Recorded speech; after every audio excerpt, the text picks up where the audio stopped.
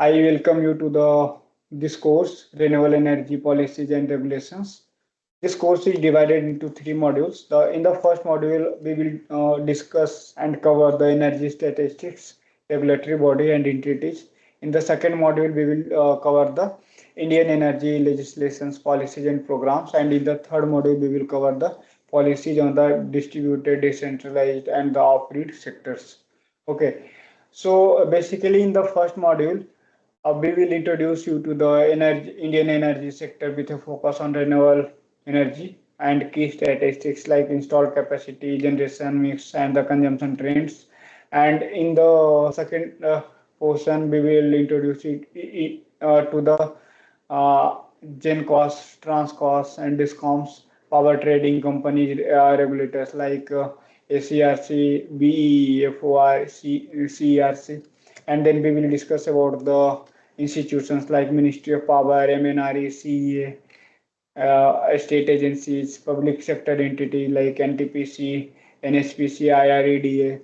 Okay, and then we will also discuss the private players like IPP, EPC contractors, system integrators, and the financiers.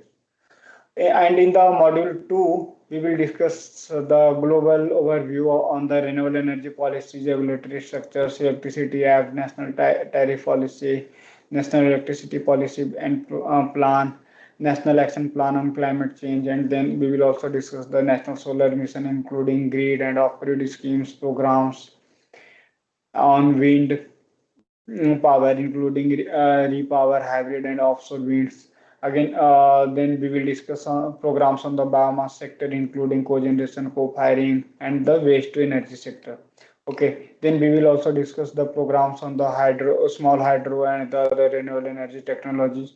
And we will also discuss the renewable energy enablers like subsidy, bundling schemes, auctions, bidding, low cost funds, accelerated depreciation, and the other fiscal options. In module 2, we will discuss the uh, promotional measures, regulations on banking, filling, and the open access, and the guidelines by the various regulatory bodies. Uh, and then we will discuss the grid code, including the scheduling and forecasting of green energy corridors. And we will also discuss the green hydrogen mission, EV policy and schemes, hybrid, and the storage of the uh, green energy sources and the emerging area like smart metering, remote monitoring, DSM, and ancillary services.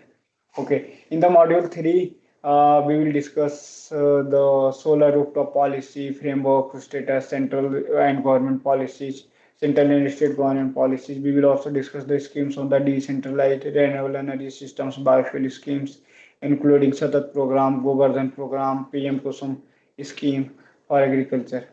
We will also discuss the macro and mini grids like and the scope and their significance and challenges, and uh, rural electrification schemes like Saubhagya, RDSS, solar off-grid programs will be discussed in this module, and in the end we will discuss the socio-economic impact of the decentralized renewable energy programs. Okay, thank you.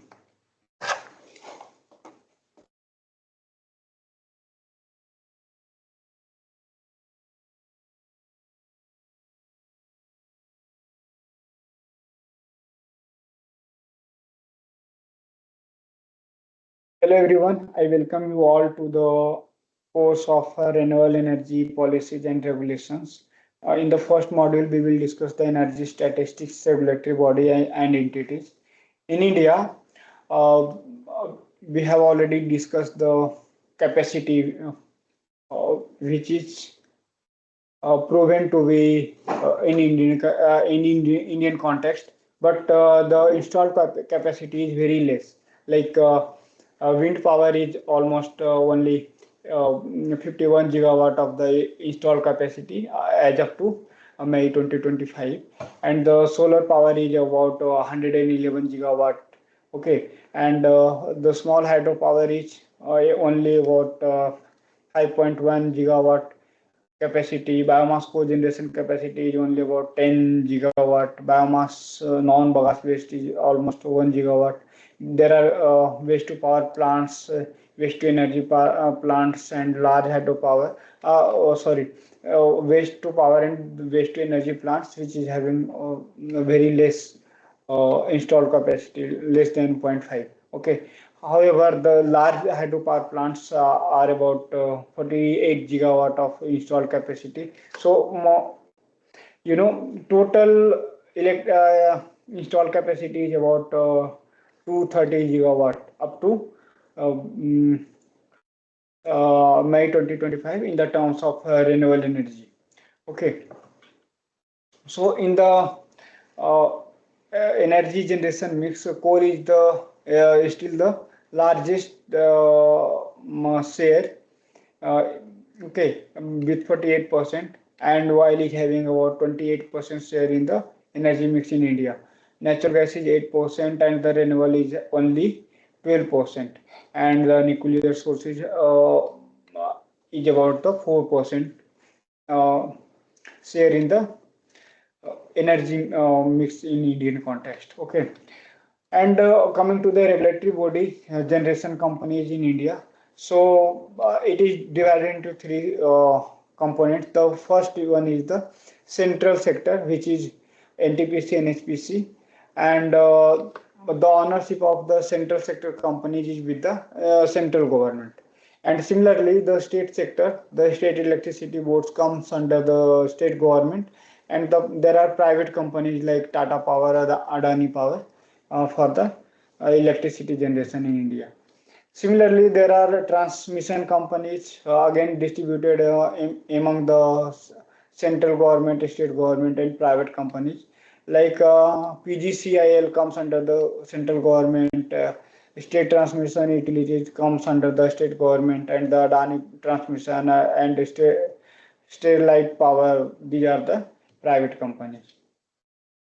There are also discoms, which is distribution companies, uh, and their ownership lies with the states, center, and the private players. Okay, and there are the regulatory entities for the power trading and in India, like uh, they have been established through the several legal basis, like electricity. CERC was established under Electricity Act 2003. ACRC was also established under Electricity Act 2003, and um,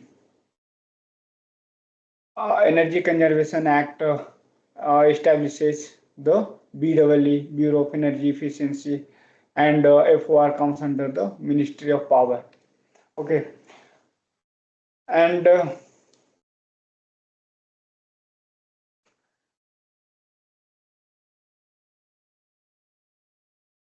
now coming to the overview of the Indian private players in the energy sectors, they are categorized into IPP, EPC contractors, system integrators, and the financiers.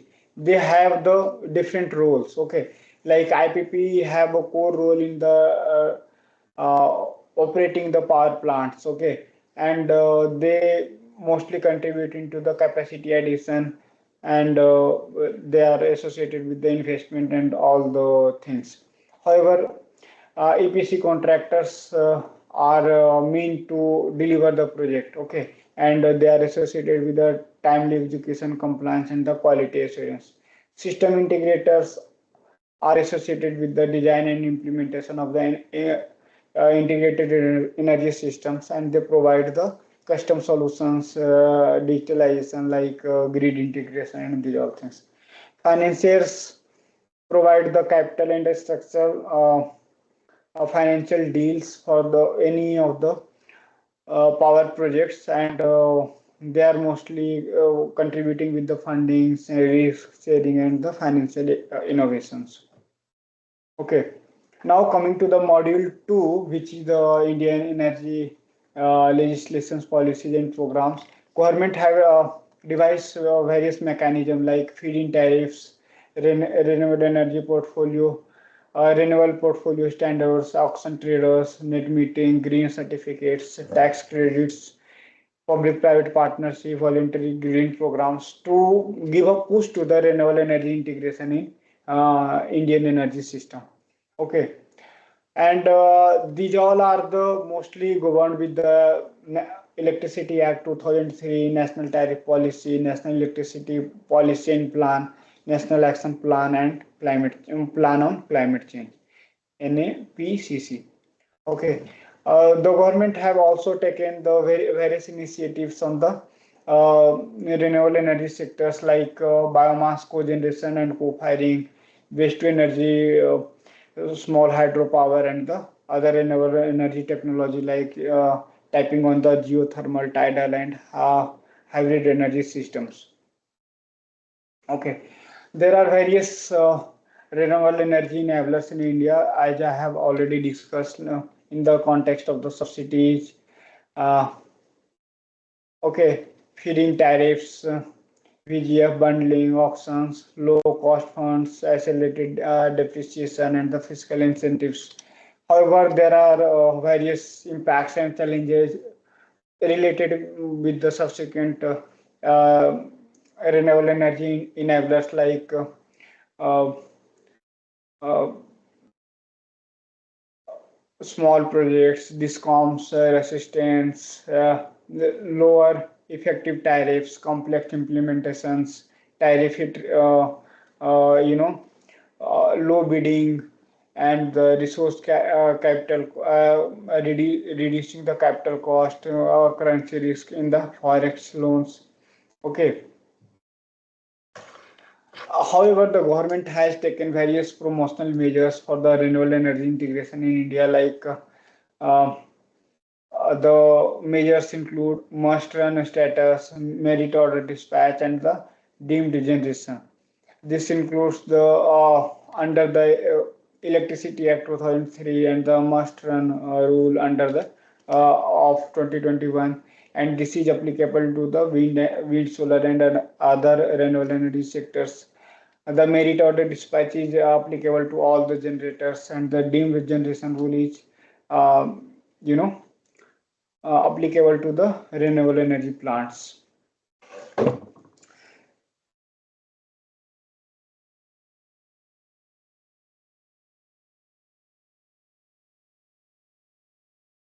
Okay, and now the government has also giving a push to the green hydrogen mission, and it was launched in 2023, and now the government is actively, pursuing the policy on the green hydrogen, and government is having a target to produce about 5 million metric tons of green hydrogen by 2020 30 every year, and trying to you know build a capacity of 125 gigawatt uh, okay by 2030, and the government has already outlay a budget of about 20,000 crores for this green hydrogen mission. This is also expected to draw investment of almost 8 lakhs crore, and create more than 6 lakhs of job by 2030, and this will reduce the uh, CO2 emission of about 50 million tons per year by 2030 from India. Okay, and the fertilizer, refining sector, steel sector, transportation, and shipping are the major end users of the green hydrogen in India. So these sectors can give a major push by the investment from the private players. Okay. The government is also actively pursuing the policy on the electric vehicles, like FAME to state state EV policies, PLI schemes, and government is also pushing with the you know large charging infrastructure so that the electric vehicles can be adopted by the public at a large. Okay. So government is also discussing and pushing the emerging area in the Indian power sector like smart metering, remote monitoring, ancillary services like voltage regulation, resource evolving the market mechanism for the compensation. These all things are being given a push to make the Indian power sector more uh, uh, sustainable. Okay, now coming to the module 3, which is the policy on the distributed, decentralized, and off-grid sectors. The government is giving various benefits in the terms of subsidies, and government is giving up to 40% of the subsidy on the system cost on installation of the decentralized or distributed off-grid power.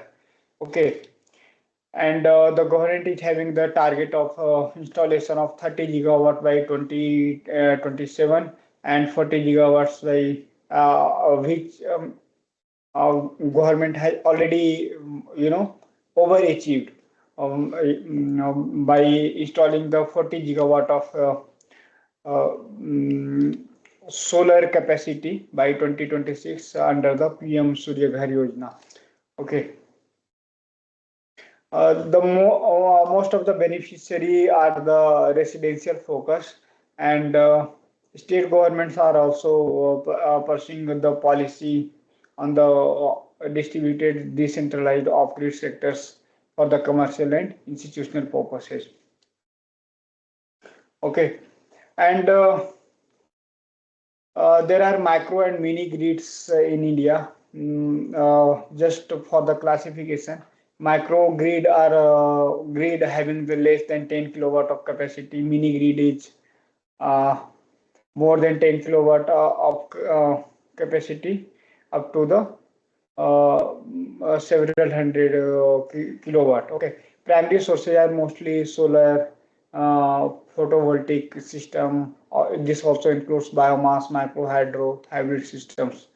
Okay, the government is having a target of more than 10,000 projects by 2030, and involving benefits to more than 230 million people.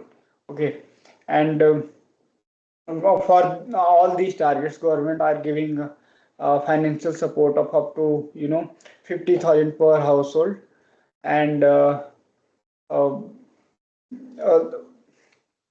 to just implement the macro and mini grids concept in India at a larger scale. Okay, the government is mostly focusing on the remote rural area, tribal area, underserved regions where the electricity access, level electricity access is very low. Okay, the government has also launched various rural electrification scheme under uh, the policy to actively pursue the distributed decentralized electricity in the rural area under Saubhagya scheme, RDSS, solar off-grid programs, decentralized renewable energy schemes, and government has also launched Satat scheme for the bio-CNG production from the waste, like and Govardhan scheme to biogas generation from the cattle dung and the organic waste. The government has also launched PM Kusum Yojana for the solarization of the agriculture and ESL small solar plants for the decentralized solar electricity for the agriculture and rural infrastructures.